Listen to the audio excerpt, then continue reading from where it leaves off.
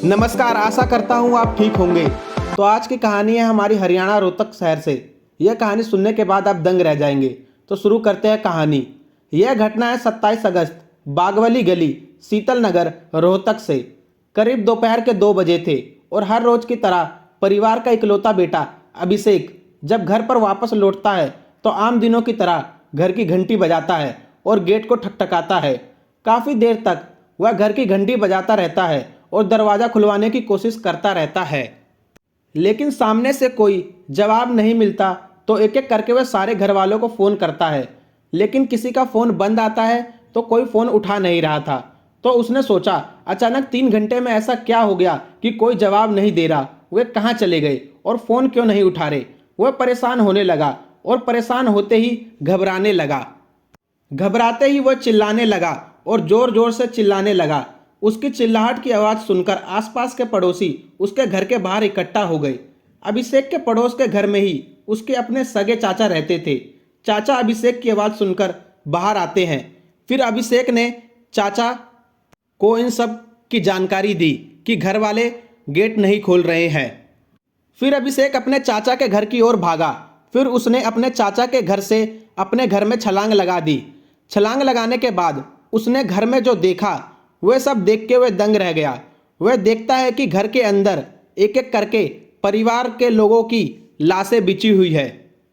पिता प्रदीप मलिक और मां संतोष मलिक और बहन तमन्ना मलिक और नानी रोशनी देवी की लाश अलग अलग कमरे में पड़ी हुई थी। फिर वह फौरन अपने घर का दरवाज़ा खोलता है, जिसे देखकर बाहर खड़े पड़ोसी और उसके सगे चाचा घर के अंदर दाखिल होते हैं और वह भी यह मंजर देखकर चौंक जाते हैं। यह सब देखकर अभिषेक का रो रो कर बुरा हाल हो रखा था। इन्हीं बीच किसी ने पुलिस को इन सब की जानकारी दी। फिर थोड़ी ही देर में पुलिस भी घर पर पहुंच गई।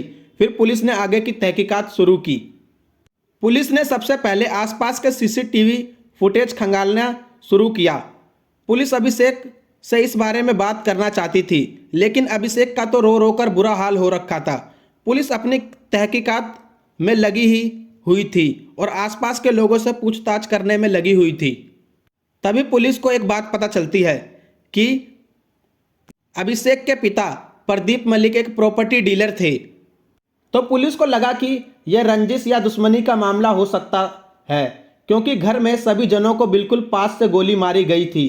जिसने भी गोली मारी थी उसका यही मकसद था कि घर में कोई भी जिंदा ना बच पाए। मगर दूसरी तरफ पुलिस को यह भी लग रहा था कि कातिल ने अभिषेक को क्यों नहीं मारा, जबकि पूरे परिवार को इतनी बेरहमी से मारा। खैर, पुलिस की तहकीकात चलती रहती है। फिर पुलिस ने यह फैसला किया कि वह अभिषेक की हर छोटी बात पर नज़र रखेंगे और उसकी हर छोटी बात का पता लगाएंगे।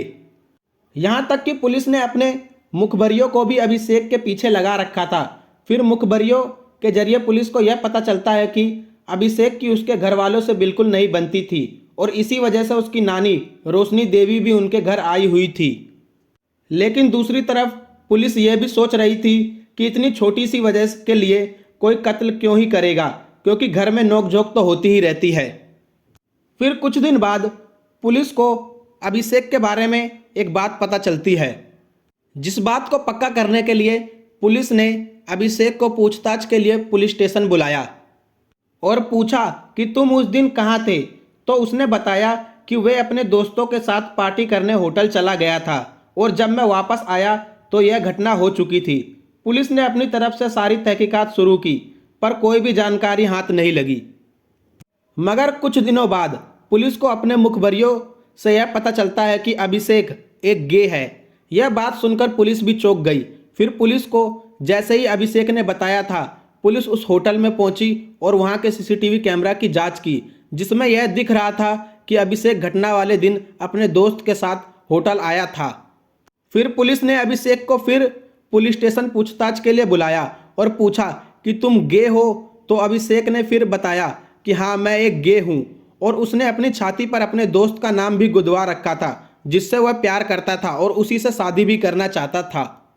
फिर पुलिस ने उससे यह पूछा कि तुमने अपने घर वालों को क्यों मारा।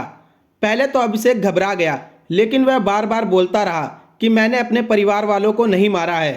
फिर पुलिस ने उसके साथ सख्ती की, जिसमें वह टूट गया। फिर उसने जो बताया वह सुनकर पुलिस वालों के भी होश उड़ गए। उसने बताया कि मैंने घर वालों को बताया था कि मैं एक गे हूँ और मुझे एक लड़के से प्यार है। यहाँ तक कि उसने अपने पिता प्रदीप मलिक से 5 लाख रुपए भी मांगे थे, लेकिन उसके पिता और घर वालों ने उसको पैसे देने के लिए मना कर दिया था। फिर उसने बताया कि उसकी बहन ने सबसे पहले इसके बारे में परिवार को बताया था कि भाई एक गे है और एक लड़के के साथ रिलेशनशिप में है, जिस वजह से उसके पिता ने उसके दोस्त का घर में आना जाना बंद कर दिया था।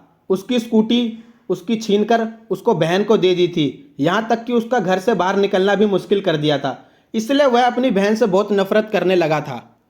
फिर उसने बताया कि वह पार्टी के लिए दोस्त के साथ होटल तो गया था, लेकिन सुबह 11 साढ़े 11 बजे के बीच होटल के पीछे वाले दरवाजे से निकलकर घर वापस आया और सीधा अपनी बहन के कमरे में गया और वहां जाकर उसने अपनी बहन के सर पर सीधा गोली मारी। गोली की आवाज़ सुनकर माँ बहन के कमरे में आई। माँ के पहुंचते ही उसने माँ के सिर में भी गोली मारी।